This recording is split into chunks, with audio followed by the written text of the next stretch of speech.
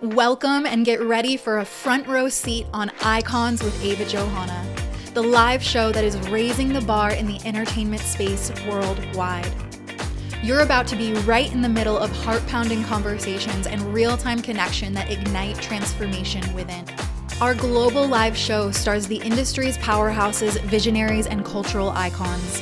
Together, we'll walk the path of legendary entrepreneurs, influential business moguls, celebrities, and iconic brand architects.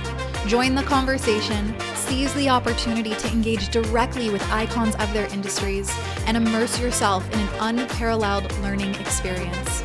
Icons isn't just a show. It's an opportunity to step into the minds and hearts of industry leaders and run with their advice. So grab your popcorn because this is the space where icons are born. Hello, hello, hello, everyone. Welcome to Icons. I know I say this at the beginning of every episode, but I'm just like, I love my trailer. I love my trailer so much. Girl, you are sexy, mamacita. I was like, damn, okay. She's Yeah, bringing I'll make it. you one. I'll make you one. I know you got the B-roll to do it. I know that we can do it for you Like, as yeah, well. you know what? You got me thinking. I was like, am I copying? I don't care. Yeah, I'm no, into it's hot. It's it. hot. Wow. Well, I am so excited to be here. And before we dive into the conversation, welcome to Icons with Ava Johanna. We were talking right before we hopped on. I'm like, this is my Oprah moment. Like, I get to be on my couch interviewing some of the coolest, most iconic, hence the name, individuals across so many different industries that honestly have been mentors to me up close and from afar that I have felt such a deep connection to, but I've also received so much from, to the point where I'm like, I just need to create a show and highlight all of these people because their work needs to get out into the world in a bigger way. And even if they've got tons and tons of people around them, I'm like, there's 8 billion people on this planet. And I feel like they need more and more access and reach because especially today's conversation with Cynthia, the heart that you have and what you bring into your work and your relationships, and just how quickly we were able to drop in and create a friendship together is such a testament to the type of leader you are and the type of woman you are, the mother you are, the partner you are. And so I am so excited for today's show.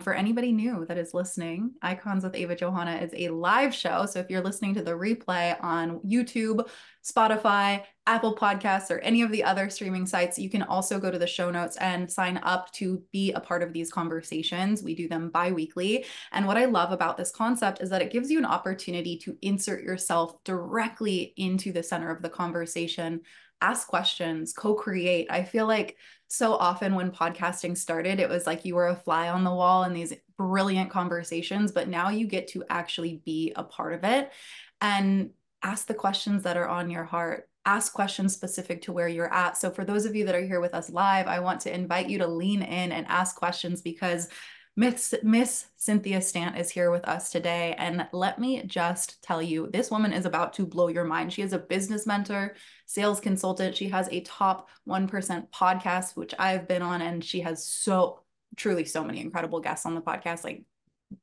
don't pause this podcast right now. After, go listen to her podcast, subscribe. She's a self-made millionaire, and we have a lot of overlap in our stories as well too. So y'all know I love to bring people on who can really show you what is possible and show you that no matter where you start, no matter where you are today, that if you have a dream inside of your heart, you can create it with enough willpower, resilience, and vision. And so our conversation is going to be expansive, inspiring. I'm excited. I know selfishly, I've got a lot of questions to ask. And so before we dive into any of the questions, Cynthia, thank you so much for coming on the podcast. I'm so excited to have you here. Ava, it is just an honor. And I'm sitting here just watching mastery.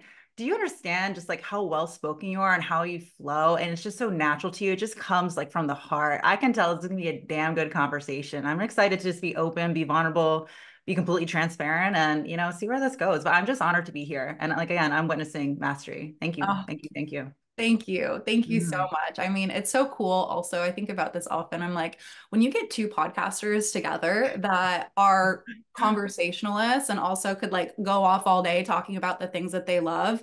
I Mhm. mean, we could be here literally for 8 hours and just be nonstop dropping just pure gold. Um, and there's an art to it and a skill to it. And I'm curious because for you, knowing your story, I know that you've always been brilliant at sales, and I know that you've always had a lot of ease connecting with people, but you haven't had a Mhm. lot of ease in your life overall. And so I'd love to just actually reverse back. And like I said, just set the foundation and set the stage for where you were 5 years ago, and how much has changed over this period, because 5 years is not that big of a period of time. Mm-mm. So there's just so much inspiration in your story. When I think of 5 years, I always think like that's one hand. You know what I mean? That's one hand we're still talking about. And just really thinking about that woman that I used to be. I can remember her, like, because obviously she existed, but I just don't identify with her at all anymore. And I always ask people, who are you? Who do you want to be? What's the difference? And most importantly, what the fuck are you going to do about it? Right. Like, and that's really what it was 5 years ago. I mean, so many of my listeners, so many of my followers, they think I call bullshit sometimes, like, because they're like, no way. But I really was this person that was just super enabled. Who knows what the story was, but I don't know. I have a feeling it's because I'm 7 years younger than anybody in my entire family. Like, I was that baby that like didn't even touch the ground. I think that like kind of, plays on it. I remember my husband one time, we found old VHSs and we found a player. So we're like watching these videos from when I was little. And my husband was like, "Oh, is this your birthday?" And I was like, "No, it's a Tuesday." He's like, "What do you mean?" There's people filming me and taking like baby snaps, Polaroids, and I'm throwing my bottle and someone's picking it up. I'm literally wearing star-shaped sunglasses. I Right. love So I it. think as like a baby, I just kind of, and nobody meant to, enable me or make things like the story. But I don't know. I feel like for some reason I had this terrible looping idea that just never left, where I thought something outside of me was going to take care of me. I thought something outside of me was going to be the source of my success or my happiness. And 5 years ago, for some reason, again, it's just these bullshit stories, these lies that we tell ourselves. I thought my husband was going to make us really successful. I mean, I've been in sales for a really long time. I was at 22 years old. I was one of four women in the world, the youngest in the entire world, to become the regional manager for Jim Beam brands. So at 22 years old, I was climbing the corporate ladder. All my girlfriends are backpacking through Europe, and there I am in boardroom meetings, like climbing the ladder. I had a baby at 22 years old. I grew up really fast. And I just remember not being happy there. My husband and I, we took a big jump and we got into real estate. We learned everything about real estate. And then, I had my second child at that point. And I really thought, I want to be this at-home mom. Because when had the first baby, I never even saw him. I never saw him because in the wine and spirits industry, when are people celebrating most? Nights, weekends, holidays, right? Like that's where I was with everybody. I never saw my son. So I took time to really just be present. And I remember I sucked at it. I remember having my little redheaded baby, just looking at him every day, thinking how cute it was. And I just couldn't sit still because my mind was so used to having meetings before the big meetings in corporate world, and delegating and going to this event and flying to Miami, then Kentucky, and then New York. And I just remember I couldn't sit still. And so I finally learned to be present. I finally learned to just sit still. And part of me kind of got lost in that. I kind of got lost in like going from super masculine and getting shit done and go, go, go to like, oh, I'm just going to frolic and be at Yeah. peace. And, The so I kind of like, pendulum. right. So I was like really lost in it. And then when that story kind of was happening and I was kind of like this damsel, frolicking her tiara, like that's where I was in my mind. I said, my prince will take care of me. This will take care of me. That will take care of me.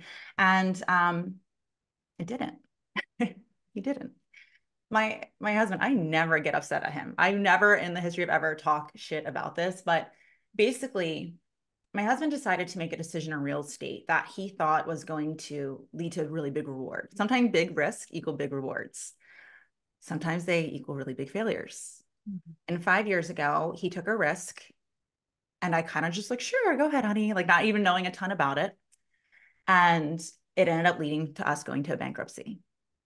Now, technically, it was his bankruptcy because I still had my credit, things were under his name, but at the same time, what's his is mine, right? Mhm. All of a sudden, I found ourselves with two children and literally like $200 combined. Like we had $200. And honestly, it wasn't even in my bank account. And you could imagine what that did, right? Like we hid it from everyone because we were ashamed. our marriage, we were fighting. I gained like 75 pounds in 1 year.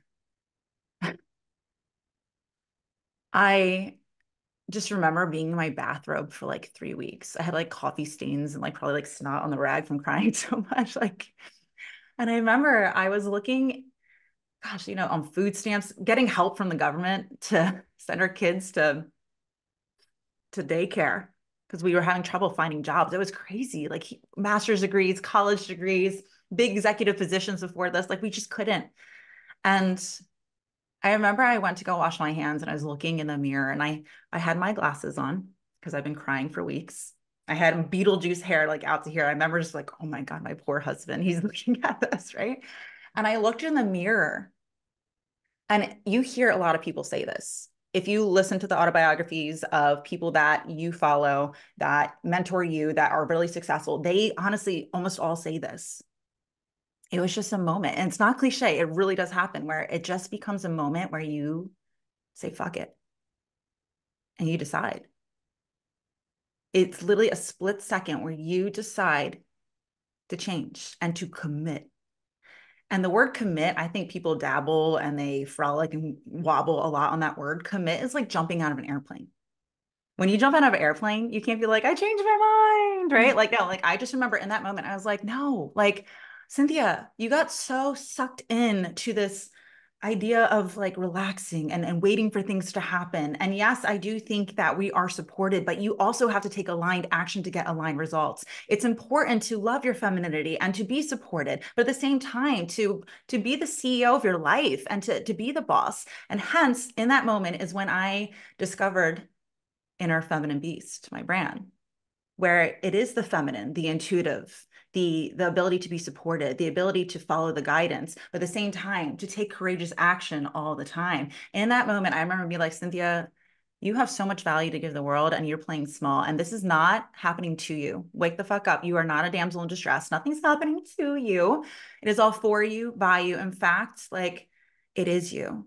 And the woman that you see in this mirror right now is who you were. It's not who you are. All your past thoughts, feelings, and actions got you here. But right here, right now, I don't identify as you. And I'm going to change that. And it was literally in that split moment that I decided I'm good at sales. I love sales. What am I doing?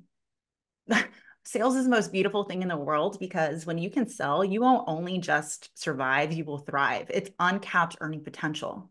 And Mhm. every time you make a sale, as long as you truly believe in what you offer, my goodness, I look at sales as like the most sexy spiritual thing in the world, that it really truly is the start of someone's success. And so I honestly, in that moment, said, I'm going to be the best fucking saleswoman in the world. And in some ways, I kind of have become that. Like you you really know? are. I feel like you really are. And like just to give people an idea of what has happened since then, I mean, you have been behind the scenes supporting and driving sales for seven, eight, even like nine-figure business owners, right? Like Yeah. you've been like the secret weapon to so many of the biggest names that people would recognize. Yeah. And I mean, it's so interesting because people have always asked me, like, where'd you learn to sell? Where'd you learn to sell? And like, I'm not fucking kidding you, but like, I've never been taught how to sell. Like, sales is who I am. Sales literally is who I be. And it's just what comes naturally to me. And a lot of your listeners I know are much further along in their journey, or if you're not, that's totally okay. But we can at least remember, or this is where we're at now. We're like, what is the thing that's going to make us a seven-figure company? What is that thing that is really our gift to the world? We don't know what it is because it comes so natural to us. Hmm. Like I remember everybody's like, how do you sell like that? How do you sell like that? And I'm like, what? Like I was like, I opened my mouth. Like, what are you talking about? I just opened my mouth. And then I was like, wow, like I didn't realize I take for granted that this is my unique gift. If you can take that thing that comes so natural to you, you know what it is, because people are like, how do you like, what? Who wants to learn this? It's so easy. It's not. If you can literally simplify and almost put in two steps, but also make sure that you can customize it so it supports everybody, not just like half the population that comes to you, right? There is your multiple seven, eight-figure company. Like that's it. So for me, it was sales. It was Yeah. sales. Yeah. And I think that you are so naturally good at it and like just the way that you flow and are able to in such a nonchalant way, seed in the different things that you're doing. Like even the other day when we were voice messaging back and forth and you started talking about IFB Manifest, I was like, the way that she's just talking about it right now, naturally in conversation, is selling the experience. And I would Mm, love to just kind of break down like some of these common denominators that are naturally a part of how you're selling and why you've become so successful so quickly, because not only have you supported so many other business owners working in their businesses, but you yourself have created a multiple seven-figure business as a educator, as a mentor, as a coach, and as a course creator. And so it's not just you creating your own coaching business, but you have validated the processes and the strategies and like the energy that you bring into your sales process in a way that like it's undeniable. And I think that, and would love for you to just speak on a couple of these things that I can point out immediately. And if there's anything that I miss, feel free to share this as well. But like one of the biggest things is that when you talk, you're so passionate. You are so passionate about what it is that you're offering, what it is that you're talking about. And I remember at your event in Orlando, you shared your journey of at Jim Beam starting out and getting the like bottom of the barrel, worst bars, divey bars that like do not want any of the top tier alcohols. And your story of selling that, the customization, creating the relationships, like those are the three things that I think you're incredible at that I feel have allowed for you to grow so quickly that come naturally to you. And I think mm, that for a lot of people, we're trying to like point to this, oh, if I do this strategy and engage in this way, then that's going to make me $1 million. But there's so much humanness in your sales process that feels so inviting and like warm and just good to be around, where it doesn't feel like you're being sold to. It feels like you truly are so excited to open the doors for someone else's journey to begin. And so I would love to kind of talk about those key pieces of passion behind what it is that you're selling, relationships and like building trust, and then also the feeling of intimacy or customization where it feels like the thing, even if you're selling a bottle of Jim Beam, it feels like the way that you're selling it is custom to that dive bar. Or if you're mm. selling a spot in your one-to-one coaching, it's custom to that person. So can we talk about those three pieces? Because I think it's so helpful for people to just wrap their heads around what they can focus on that isn't necessarily like one like do this strategy, but instead is more of a holistic way to look at how they relate to people and communicate with people in their businesses. Yeah, I mean, so I think a lot of your listeners are going to be having online businesses, right? So how about I tell that story of the bourbon? Like we can start with Yeah, I that, would and then love how it. It's that such a helps me to great understand and story. bring it online, Yeah. and then kind of how I built my business and how I love to teach doing business. So, so basically, after the bankruptcy, what I did was I went back to my Jim Beam job. And I went to my boss and I was like, hey, I'm back. And she was like, oh my God, hallelujah. Because when I was there as the manager, my team was number one in the nation both years that I was there. And she's like, oh my God, we love to have you back. Like, absolutely. And I was like, no, no, I'm not going to be a manager. She's like, what do you mean? I was like, I'm not doing the salary bullshit anymore, right? I'm not going to teach all these people how to sell, right? Because I can sell and I can get commission. And nobody wants to see their liquor rep nights, weekends, holidays, because that's when they're busiest, right? So I was like, this is perfect. This is what I want to do. She goes, yeah, but there's a problem. I said, what's the problem? She goes, there's no sales positions open. So the best thing about being a salesperson is that you know a no doesn't mean a no. A no means I need more clarity to say yes, right? Or just not right now. And so I got creative with it. And in almost every position I've ever had, it didn't actually exist. I sold myself into that position, right? But I got creative and I said, okay, here we go. Let's go to every single sales rep and have them send me their shittiest accounts. Okay. So there are A counts, B counts, and C accounts. And if you can think of it like A count is the place you just love getting a brunch. It's like waterfront and they have cases and cases and cases that they're ordering all the time because they're so busy. When you're the liquor rep in that place, you earned it. You climb to the top. Like you earn that position. So the A's, the B's, the C's, you can imagine the B is not quite that, but still pop and spot. The C's is like your Applebee's, right? Like I created what was referred to as a D account. So the D account, I got like 150 to 200 accounts in the state of Delaware, by the way, which is like a really small state. And these were every account that people did not want. So you imagine you show up, it opens at 11 a.m. and there I am in my cheetah outfit and hot pink lipstick, right? And my hair done like this. And you walk in and it just reeks of mildew. You feel like you're going through a time machine. You look at the bar and there's no wine in this place, no champagne. There's like two liquor bottles, a vodka and a strong ass whiskey. And there's nothing even on tap. It's just bottles. You turn, you look, and there's three guys sitting there, Bob, Tim, and Bill. And they all are drinking at 11 a.m. A Jägermeister shot and a PBR. Okay. You're like, hi, everybody. Everyone's staring at you. You can feel like holes going through you. You go up and there is Jim. Okay. Jim's like, who the fuck are you? What are you doing here? You're like, hi, I'm Cynthia, and I'm your new sales consultant. Now, they were called liquor reps, but I said, no, I'm your sales consultant. And what I did not do was be like, hey, buy this, right? I went in, I just say, hi, it's so nice to meet you. Look, I'm partnered with you now. And he's like, what are you talking about? We just go through this little machine. We push two buttons every 3 weeks and we order our two bottles. Like, we don't need a wrap. And I said, no, no, no, we're going to change that because I see so much potential here. It literally was like Restaurant Impossible, you know, where they come in and take over. Well, that's kind of how I looked at this because if I was at the very bottom, I was like, how am I going to get to the top? The only way that I'm going to really exceed and excel is by having my clients be successful. So I went in there and I said, look, I'm here to help change things up. And they're like, what are you talking about? I said, can I see your menu? They're like, we don't have a menu. I was like, okay, well, Tim, Bill, Bob, like, what are you guys drinking? They're like, this is what we always drink. You know, this is what I like. And I was like, okay, cool. I said, well, you're going to see a lot more of me. So, you know, get used to it. And they're like, okay, whatever. I come back. And this time I paid attention to what these guys were drinking. And I noticed it was Jägermeister.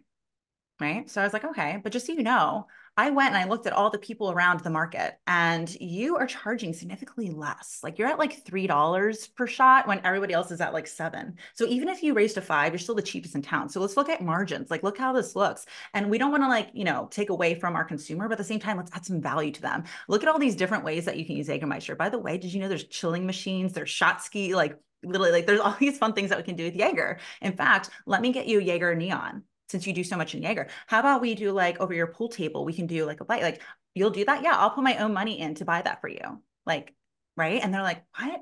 And so then some of the ladies start coming because it's more poppin'. They want other drinks like Malibu, for instance. Malibu, you can do a shit ton of drinks in Malibu. So the bartenders don't know what to do with it. So I start teaching them and practicing them. Then we actually come up with menus and we're pricing them strategically. Next thing you know, the girls are coming in for the best cheap drinks. The guys are happy because all the girls are there and everyone starts drinking a lot more, which means they're ordering more and more cases. They're excited. They're making money. They're booming. And they're like, oh my God. And every time there's a date night, my husband's like, where are we going, sweetie? Capitol Grill? I was like, no, we're going to my pub. He's like, what? I'm like, yeah, I got to hit him up. I got to show him love. I'm putting my own money into it. My girlfriends are like, hey, girls' night, where are we going? I'm like, we are going to the hole in the wall. And they're like, what? I'm like, we're going to go. We're going to show him love. Okay, so now they're doing really well. They're like booming. They're like, oh my God, like we have signage. We've been in business for 3 decades and we have like people like hanging out and they're ordering more and more and more and different varieties and all of it's mine because the other people in the industry, my competition doesn't even come to their place, right? So then what happens is, you know, every time I come, now I'm bringing hats for the guys. Hey, Bill, drinks on me today, man. Like, good to see you, da da da. Well, then what happens is it's Mardi Gras. And they put on a big party because I helped them put it all together. And they call me at midnight. Cynthia, I'm so sorry, but look, it's a good problem. We're so successful. Like, I ran out of product. This is our most busy night. Like, what do I do? And I said, don't worry. Don't worry, Jim, I got you. And there I am, you know, bringing more beads to everybody. And at the same time, I'm bringing them more and more products, being there for them. And then I remember one day, my boss by the way, who had a divorce and 2 heart attacks in this position. She was freaking out. She's like, oh my God, I'm going to be fired. I'm going to be fired. And I remember that feeling because if you get in trouble, that means your whole team gets in trouble. Yeah. And so I said, what's wrong? What's wrong? She's like, you can't help me. I said, what do you mean? She goes, I have to go sell 4 cases of this $300 bottle of bourbon. Like, who's going to buy that in the next 15 minutes? Like, we're screwed. I didn't make quota and I have no plan. And I said, I got you. She's like, D accounts, really? I said, yeah, watch. And right in front of her, an entire company, I pull out my phone. Hey, Jim. Yeah, it's Cynthia. What's up, man? Yeah, we'll get to that in a second. I am. Hey, real quick, do you remember how I kind of helped you make your business like really boom? Yeah. Yeah. I'm glad you're doing great. We'll get to that in a second. Hold on. Okay. Yeah. And then how are you doing all your Chachi stuff? You're good? You got it all still? Okay, great. Oh. Do you remember how I showed up at midnight that one night? Yeah. Yeah. Well, I'm so happy to do those things, but really quick, I have a little favor to ask. Would you mind buying this bottle of bourbon? And he's like, how much is it? $300. Do you not trust me that we'll do something fun with this? Actually, Cynthia, I do trust you. Sure, send it to me. In fact, give me a case. Thanks, man. Call Rob, call Bill. It's sold. You're welcome. And who gets the commission on all of it too, right? Why did they say yes? Why did they say yes? And the most important thing to take away from here is because I earned their trust. It does not matter if you are selling something that is $50 or something that is $50,000 plus, which I sell. The only way to earn money is to earn trust. So many of us show up with that $300 bottle of bourbon, walk right into somebody and say, hi, you don't know me. Boom, buy this. Mm-hmm. That's not how it fucking works.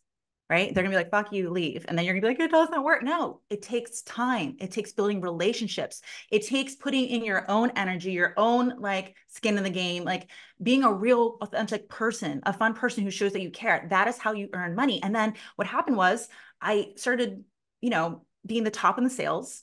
By the way, I was #1 in the nation for Jägermeister and Hell Malibu. I beat all the beach clubs. Okay. You know why? Because my people loved Jaeger and Malibu. Like you can say, oh, the world's against me. I have D accounts. I have the worst account. No, money comes from people. If you want to earn trust or earn money, you earn trust and you do that through people. So I decided, like I'm going to go all in and I did. But what happens is when you're really good at sales, you basically don't work very much because you have a pipeline. You can just call people like that. Mm-hmm. You have to get to a certain point.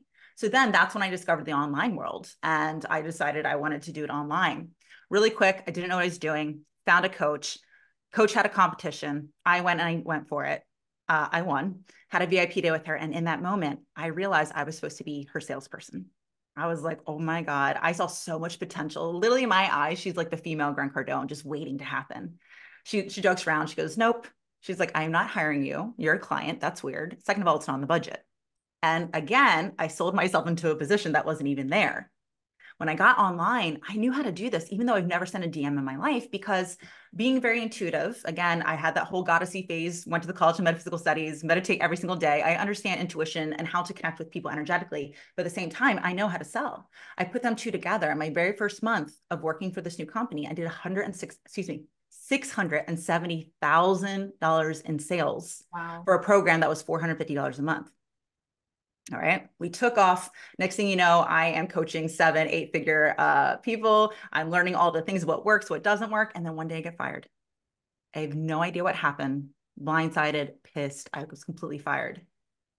So then when I started my company, I couldn't even teach sales because I had a non-compete. So I went and taught the intuitive side of it. I taught the fact that it's not just about being the CEO of a business, it's about being the CEO of your life. It's not just what you do that matters. The strategy, the system, sure, but it's who you are when you do it. And so in my company, it became a 6-figure company in less than 4 months, multiple 6-figure companies in 6 months. People always ask me, how do I do it? To be honest, this is exactly how I did it. #1, I started literally in my energy, in my mind, in the way that I approached everything as a multiple 7-figure woman from day one. Mm-hmm. Like I didn't say like, okay, when I'm confident, I'll do the thing. I was like, I'm going to do the thing. And that's how I become confident. And then I really paid attention to the idea of like, where does money come from? Money comes from people. So it really irks me. It really bothers me when I see a lot of people who are very, into marketing.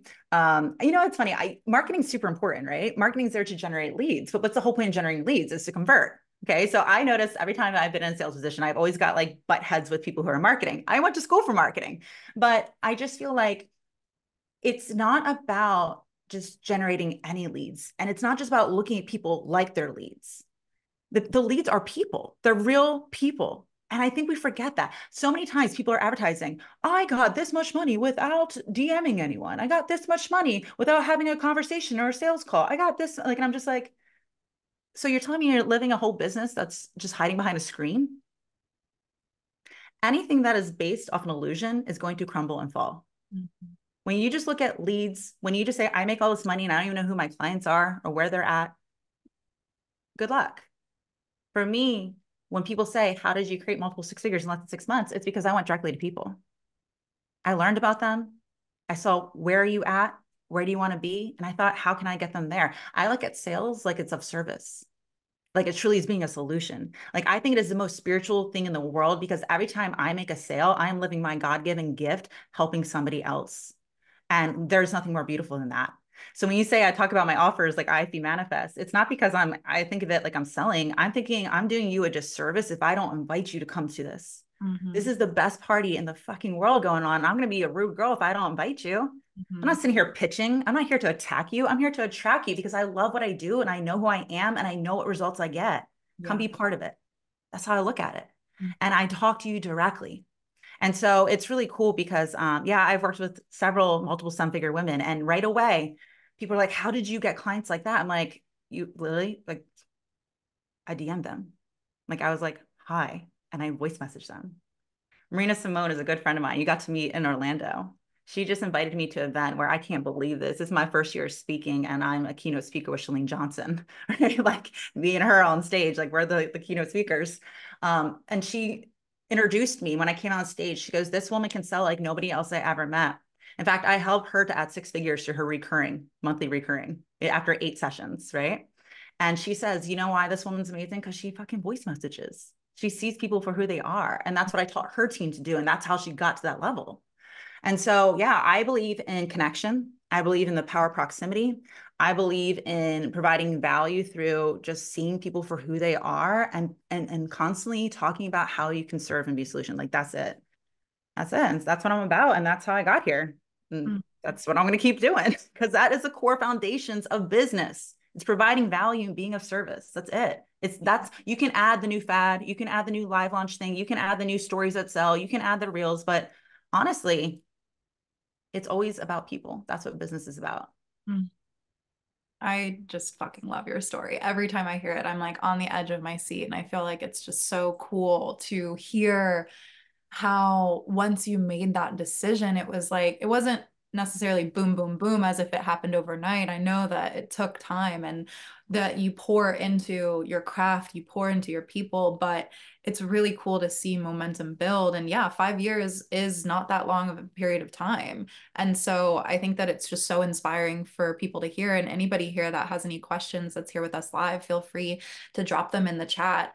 But I think the thing that stands out to me the most too that I feel like everyone needs to take away from this conversation is that the reason why you were able to attract these high level successful entrepreneurs and leaders into your world without having a massive social following, without having like this whole Rolodex of like, here's all the people that I've worked with in the past, but like from the get-go, being able to stand out in that way is that you aren't approaching it like every other person on the internet is approaching it because there's so many people. And I think that this was one of the downsides of the pandemic is that so many people got into this habit of, oh, I can just post on my Instagram stories, including myself for a while. Mm-hmm. I can just post on my Instagram stories and I'll sit back and people will come. And it's this like kind of like entitled approach of like, they're just going to come. And I think that the problem with that, especially for people that are starting out now, is that there's a lot of people who are making multiple 7, 8 figures in business who have been doing this for years and years and years, who were set up before the pandemic to really take off.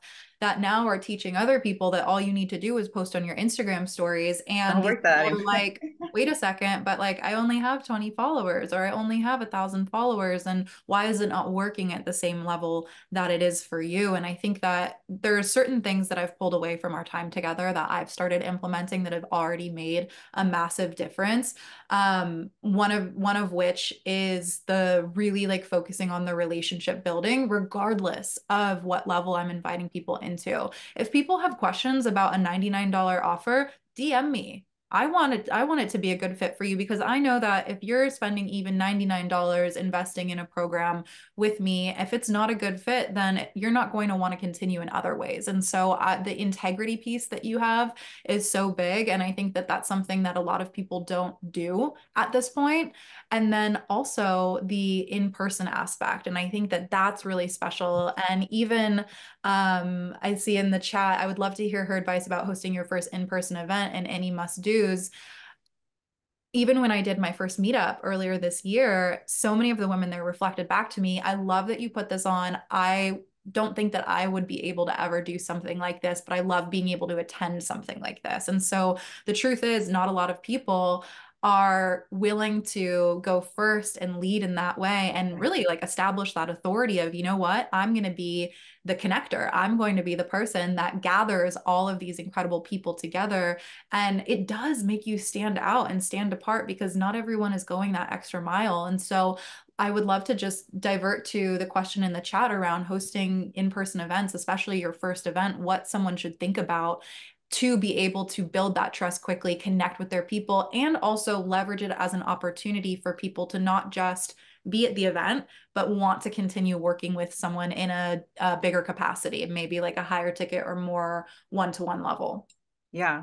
I love this. Again, no one has ever taught me how to do in-person events, but I think, I just love a damn good fucking party. You know what I mean? So like, that's how I look at it. I'm like, I'm just putting on a party. That'll be fun. And here's the thing. I'm just going to put this out here really, really quick because this is so important because I hear this a lot. A lot of times people are like, I will absolutely not do an in-person event. Even going to someone else's in-person event is very hard because, I'm really an introvert. I'm an introvert. And for me, I always say, like, why would you ever label yourself that way? Mm. Like, whenever you judge, you label, you're really just losing your power. Like, whatever you say is so. I'm very into metaphysics. I'm very into energetics. It's definitely 100% a huge reason why I have success in sales. It's all spiritual. It's all energetics. And so I want to let you know, I get nervous every time too. Why? Because you're doing things that other people aren't willing to do. And that's why you're going to live a life that other people don't get to live. Every single day I go to bed, if I'm like, I didn't do anything that kind of scared me a little bit, like I feel like I wasted my life. I want to wake up every day feeling excited and going to bed proud. How do you go bed proud? Because you did something courageous. Mhm. So I just want to let you know, yes, I get terrified every single time I do this. But when it comes to in-person events, I'm so happy that you asked about this. I just counted actually. I've had 6 in-person events in the last 14 months. Amazing. And the last one you came to, 38 women came. Um, in Orlando, Florida, we had 6, 7, 8-figure women in the building. As far as Germany, come and join us. Sammy Wonder came. I put that on completely by myself, 100%. Nobody helped me, right? We had rooftop parties. We had breakfast and lunch. We had guest speakers. We had a swag shop. Like, And it's let me not just say also like 4 weeks before it Oh was yeah, and I happening. announced it 3 weeks before because I thought of it 4 weeks before. Yeah. Yeah. Yeah. You and So I met at our friend Leanne's event. I'm leaving right after this interview to go see Leanne in West Palm at the Rich Queen event. That's where we met. And I was like, dude, this is so fun. It's been a minute since I've had one. Let me put on an event too. And then that's where I did. So we make it problems into problems that aren't even problems when it comes to in-person events. And this is what I will say. These are the few things that are our advice. Number one, it doesn't matter how many people come. Okay. For the people that do come, just make it awesome from them. Like don't get caught up in the numbers. Your goal when it comes to an in-person event, it's not make money on the tickets. Yes, now I've gotten to the point where I'm really good at this. I make money on the tickets, right? Like, but if you can break even, that's great. And even if you don't, that's fine, because it's really important that when you go to this, that you do have some kind of offer, because when people come and they experience you and they plug into your power, they'll be like, this is awesome. I want more. And don't think that you're pitching. Oh gosh, here comes the part where I have to tell them about the next step. No, it's like, you guys, isn't this the best time? I want to invite you to continue doing this. Like, let's not have the party stop now, right? Continue, like, be a hostess with a Moses, like, give them more, serve them, like, help them out. So go into it with an idea of what's going to be next for them, because they're going to want more. They're going to want more. This is the biggest thing about hosting your first in-person event. It's all a mental game. It's all a mental game. Like, you can set up, it's setting up, like, I literally have a checklist that I go to and I walk my clients through and like, do this, you'll be fine. So getting the venue set up, budgeting everything, that's easy. Forecasting how it's going to be, sure. Having your speech ready to go, having the events ready, like that can be done in a day with me, right? We can just get that done. The thing to know is that not everybody's like you and I, where we're like, oh, that event's 5 months from now. Like, I'm in, right? This is what always happens. I'm not kidding you, every single time. The last meetup that I had on Monday, 15 people said that they were going. My event was on Thursday. Okay. By Thursday, 47 people came. Crazy. Mental fuck, right? Mental fuck. Only if you allow it to be. And if only 15 people came, it would have been amazing. My first big event ever, I had 20 women come. Actually, 5 years ago. 5 years ago is the first time I had an in-person anything, and not one person came. I will tell you that.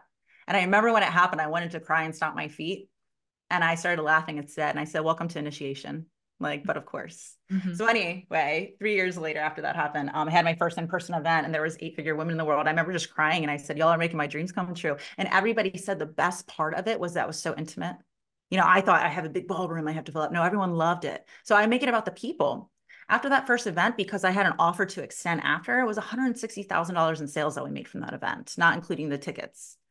But why? Everybody says, I never sold. I never sold. I literally had a QR code like this one where I'm like, here, if you want more. I invited them if you want more.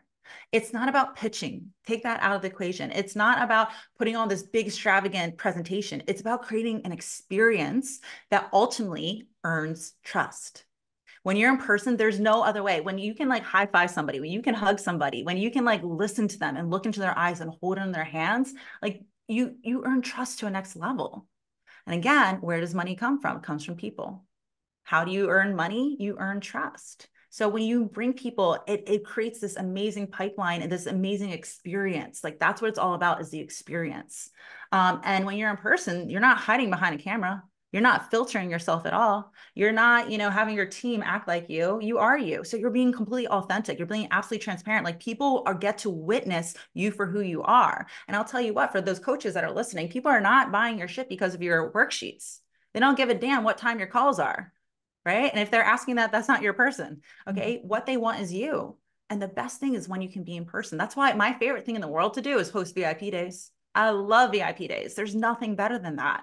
I love in person. Our friend Carrie Ford, who I introduced you to, she's having an event. Like, y'all need to go check this out. It's going to be in Atlanta next month. And I'm already inviting everybody to come. Like, I'm so excited about it, because nothing makes me happier than being in person. And like you said, in a world where for a long time we were cut off from, even how we're doing this right now, it's beautiful that we can connect this little box for free, but there's something different about being in person. Mm-hmm. So the thing about it, again, is make sure it's the experience. Do not focus on numbers. These are not numbers. These are your people. Don't think of it as pitching. Take that out of your vocabulary. You're not pitching, you're inviting. In fact, you're doing them a disservice if you don't. They want more. That's why they're here. That's why they flew. That's why they traveled, because they want more. Give them more. Give them what they want. And really just don't let like the numbers get in the way. Just focus on your people and be an experience. Be yourself. Be yourself. I kick off my heels halfway through, usually in my flip-flops, right? I'm like, crap, we're going to skip this part of the everything. I don't feel like talking about that right now. Like, and then I open up the conversation. I don't put myself on a pedestal. Every time I have an event, I never get on stage. There's no point in that. And by the way, I'm 6 feet tall, so that makes it like really extra awkward, right? I'm like, Ava, what do you have to say about this? Shamina, Mhm. what do you have to say, right? Marina, what do you want to talk about, right? And I open up the conversation. Yeah, it's just about bringing people together. When Mhm. you are seen as a people connector, it creates so much authority, and authority leads to validation. When there's Mhm. a lot of validation of something, that's what creates demand. Demand equals sales, right? Yeah, Yeah. I mean, even coming because I came back from Orlando and had a Halloween party that night. I flew back and hosted a Halloween party at my Right. house. And it was so fun because I had so many different groups of friends coming in that all were from different industries, but all there were certain ways in which they would all find support or be like beneficially connected. And it was just so Mhm. much fun taking that energy of the event and just coming back into my own party that was like not even business related and pulling different people and saying, you have to meet this person and you have to meet this person. And the relationships that formed from just simply a party that I was throwing at my house. And then to then take that into the meetup that I did in January and then the event last weekend. Something that came up that I think is a hesitation for a lot of people or a block for a lot of people is also thinking about events being financially just a financial responsibility. And one of the things that I loved about the event that you put on in Orlando, I think you said it was like under $10,000 altogether, and it led to you opening up for people to work with you one to one, your VIP year-long days. Yeah. program, VIP days. You had a VIP day the day before. And like even the event that we did last weekend, I think when all is said and done, we probably spent $2,000 on it. And it was Mhm. beautiful. Beautiful. We had a videographer there, a photographer there. And so I think that a lot of people think that to put on an event, it's got to cost a lot of money. I mean, even the meetup that I did in January, I walked into the South Congress Hotel lobby. I was like, this is beautiful. I'm not renting this all out though. So let me just have a quick conversation with the bartender, get to know him, establish a relationship with the bartender, and let him know it'll be a weeknight when they're probably slow and they're going to want customers in there anyways. So we got the space totally for free. And Oh, so I think that we can get in our heads with some of the I think just like the things that we have to take care of in order to create these events, but you can execute on a really high level and not be financially responsible for tens of thousands of dollars to put something. yeah.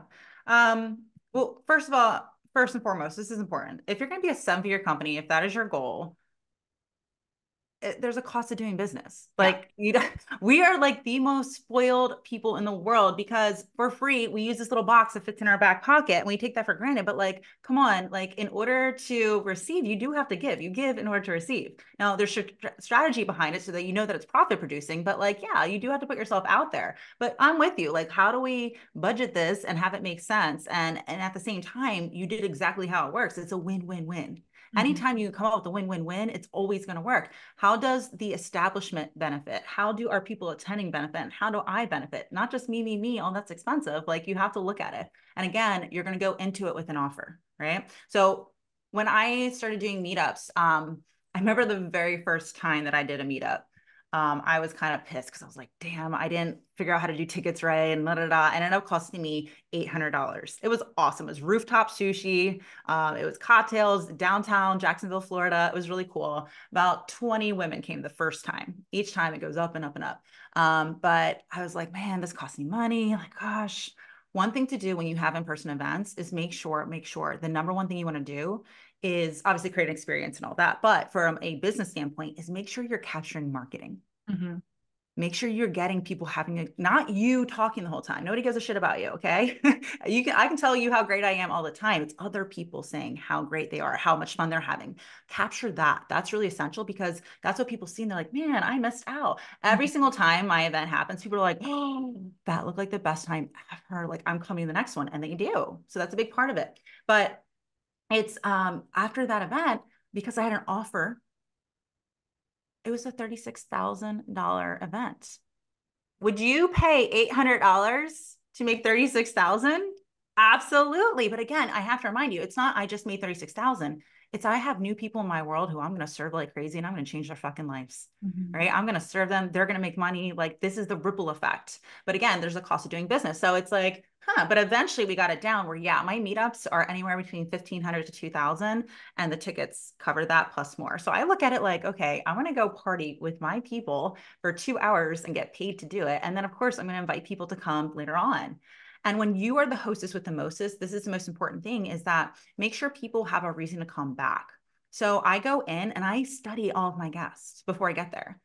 Yeah, they might have found me through hearsay or their friends coming and I don't know, but I find out who they are, what their business is, what they're looking to get from this. And I make sure they leave getting what they want. I make sure that they connect and everybody that leaves with business. I found my photographer who you met, Tori, right? She came and did my event. I met her at one of my meetups and I use her services. I have a masseuse that comes to my house, right? Met her at my event. My makeup artist, met her at my event. Like, so I'm doing business, leading by example. I'm introducing everybody and I'm making sure when I get there, connect these people with this people. She needs to meet her and she needs to meet her. And again, because I'm helping them to get business, what does it do? People want to send business back to me. It's all about people and connecting and earning trust. So yeah, the win-win-win, it is going to cost money, but if you're smart and have a strategy behind it, you will break money and have an offer where you're very confident in inviting a special way to do it, where you're going to make sales in the back end. And at the same time, it's like, you can, the more you do this, the more people are like, I see you do this. Please host it at my place, host it at my place. Like,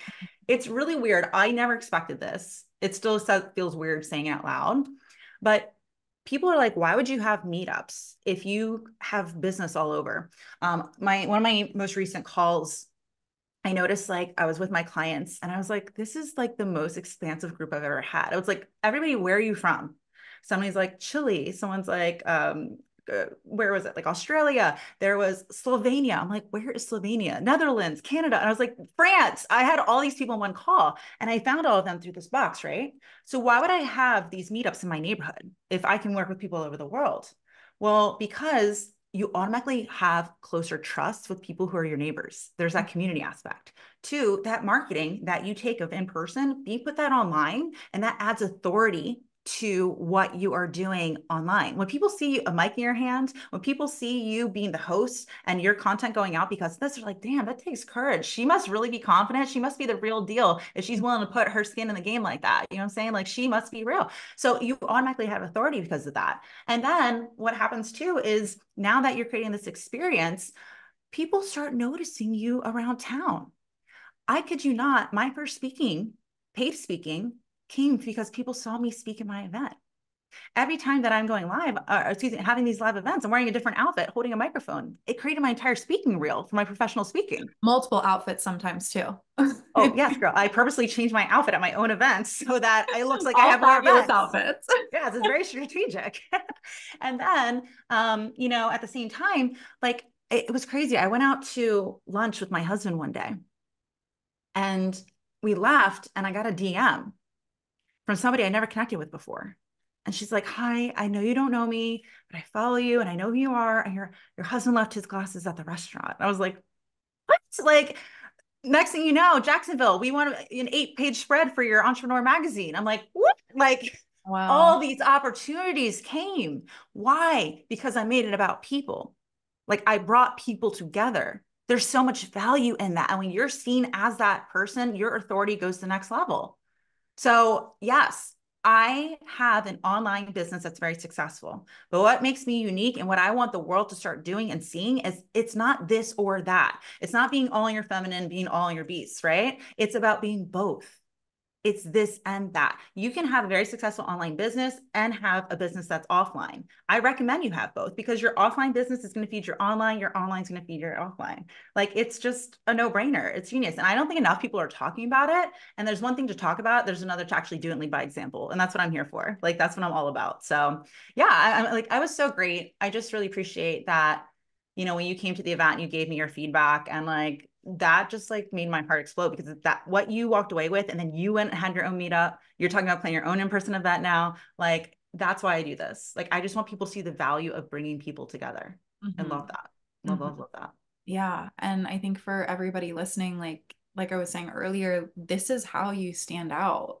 Not everyone is going to go the extra mile and take the time and the energy to plan something where you're connecting people and bringing people together. I mean, hell, sometimes it's even hard for somebody to just make an email introduction. And so to actually be that person adds so much depth to the relationship, gratitude, and you stay front of mind with people when you are willing to give and not just expect to receive. And so I think that there is this beautiful opportunity right now for everybody listening to just evaluate where in your business can you start to lean in a little bit more to human connection. Where in your business have you maybe even felt a little entitled and like, oh, people should be showing up, people should be coming, and I just posted, and why aren't people buying yet?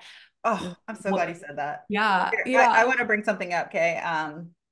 Marina, she and I just spent a lot of time together. I just visited her in Fort Lauderdale 2 weeks ago, so I'm going to highlight her quite a bit because it's going to tie into how you and I met as well. Um, she said, now my Marina was a client of mine. That's how we met. I got her friend really crazy results. Her friend went from $200,000 months to $500,000 months, right? So she introduced me to her. We all figured it out. So she comes to work with me. We stayed friends. And when she was my client, she started having million views on like her TikToks. Now she has some that have like 12 million, right? And her first one that had 1 million views, it was my favorite thing ever. She said, she literally is like this. She's like, hey, gets her purse. She's like packing up. She's like, oh, hey, to the 12 followers who are like always commenting on my stuff, I'm going to the gas station. Do you need anything? Right. Okay. Right. And that was it. That was the TikTok. And the whole point was if you only have 12 followers, but you're not loving on them, how do you expect to have more? This gets into the energetics. I'm a big God girl. I'm big into energetics, right? God won't give you anything you can't handle. So you want to have a lot more people, you want a lot more followers, you want a lot more clients, but you can't respect the few that are showing up. Only 10 people came to my event. Well, you better love them like crazy. It's about the people. I call that the Taylor Swift effect, right? I'm not a huge Taylor Swift fan. I don't know anything about her personal life. I know there's a lot of things going on with football right now, something like that. But what I love about her, I actually met this guy in LA one time at a hotel bar. He told me the story because he's friends with her.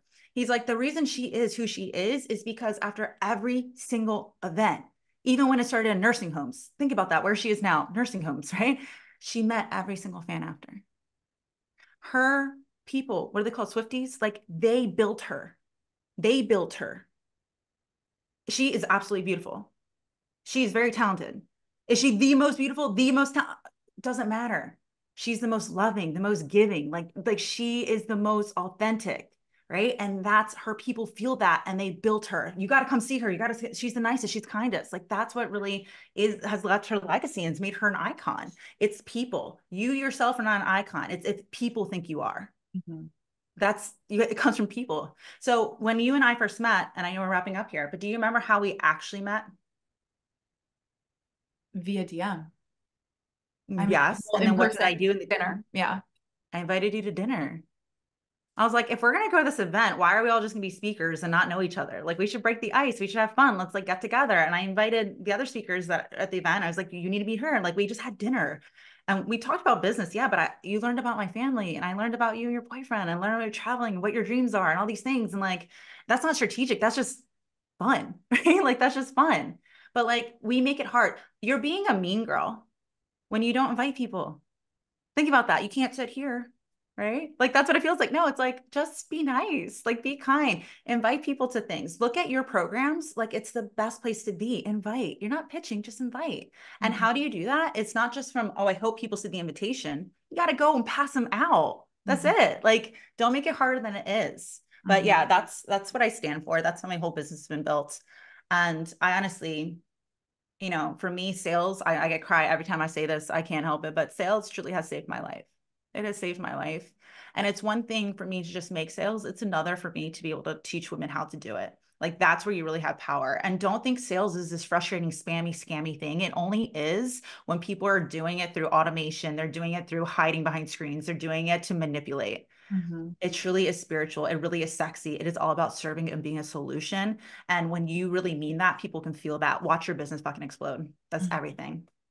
Yeah. And, I think that it's so interesting because, like you said, like the automation piece, like I can tell when someone's sending a message that's totally automated. It was so funny, actually, like a couple of weeks Sometimes ago. I'm like, this is really good, but I can Yeah. tell. Yeah, yeah. This girl Hey, the girl. other week sent me this message and she was trying to sell to me and she was talking about like her mastermind or something like that or that she worked with somebody They don't um say your name.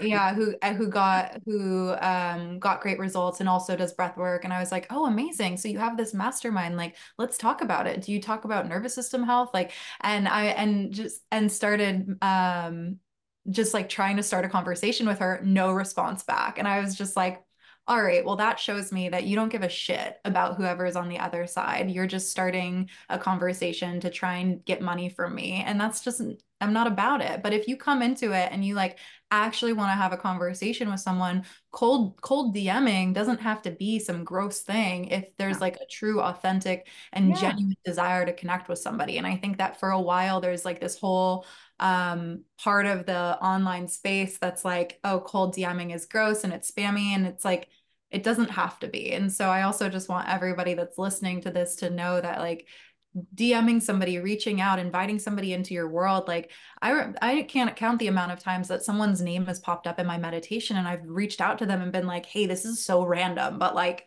Yeah, me you want too. to be a part of this and like no pressure, but for some reason like God placed you in my meditation today, and so I'm just reaching out and saying, hey, how are you? And that person has ended up becoming a client. And Yeah. so I feel like there's just so much magic in when, as you do so well, blending the energy, blending the spiritual approach, blending heart-led leadership with sales, with strategy, and doing it differently than Every so. woman that I teach sales to, I have to teach metaphysics to. Mhm. Like it's hand in hand. It literally, again, sales is the most spiritual thing that you can do. It's not just what you do, it's who you are. In order to get seven-figure results, you have to show up now, even though your bank account don't say it, even though your physical doesn't say it, you have to be her now. It's all energetics. And the thing is, my first six-figure launch that I ever had, my first year of business, I had 15 people on Zoom with me. 15.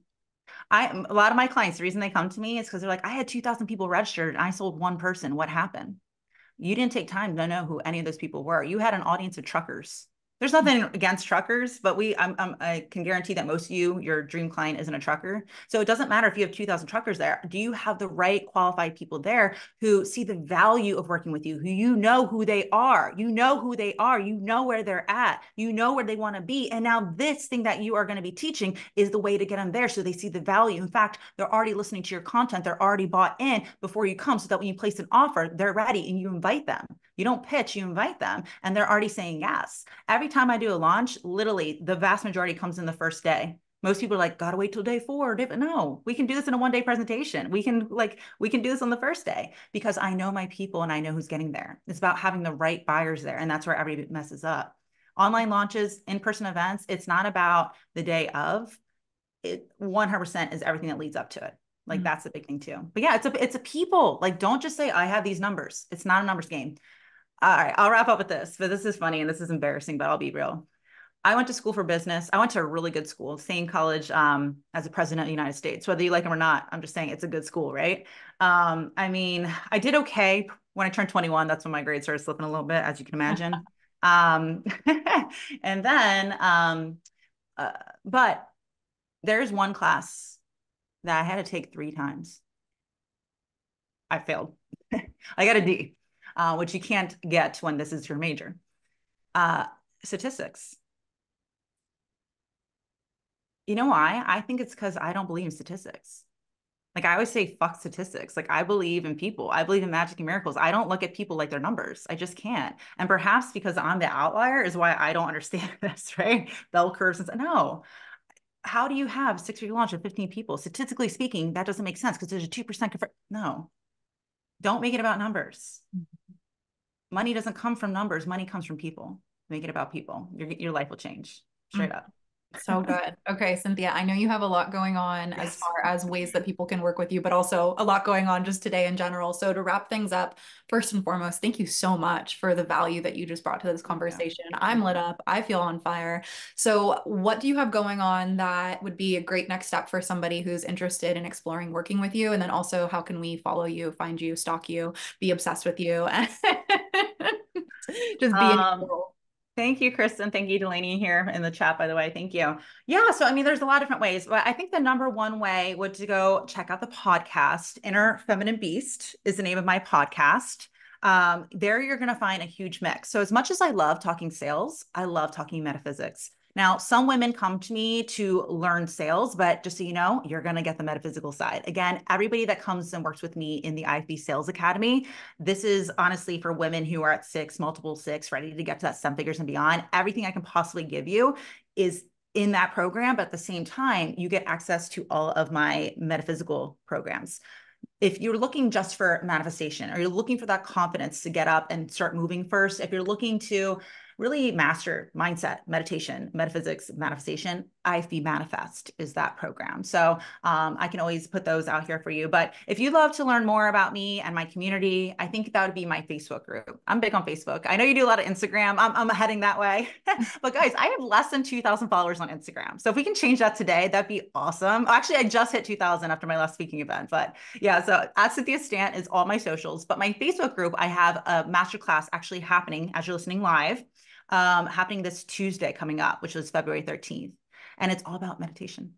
Meditation helps you to get rid of the bullshit stories. It helps you to drop the problems that you're making problems that aren't problems. It literally, if I can teach you anything, it is sales. I do love that. But meditation is going to up your game. Totally. So I have a free masterclass happening in my Facebook group, which is called Manifesting Success with Cynthia Stant. And I'll make sure you get all the links and everything. So yeah, Inner Feminine Beast podcast at Cynthia Stant on all social media. Thank you for the reviews and the likes and the follows and all that. And then my Facebook group, again, which is Manifesting Success with Cynthia Stant for the free masterclass happening on Tuesday. So good. Thank you all so much for Thank being you. here live with us, for the questions. Cynthia, you are just such a rock star. I'm so grateful I that adore you, you're in my Mama. life. You're killing it. I'm so honored to have you as my friend and just somebody that I can text and call when I need. And like, I'm here to connect you, to like support you. I have like 100 people I want to get on the show, like, and you deserve to be on there. So thank you for being guest on my show. I'm really happy that we have this together. I'm here Yes, for you. me too. Me too. Yeah. All right, everyone, have an amazing rest of your week, and we'll see you next time on Icons with Ava Johanna.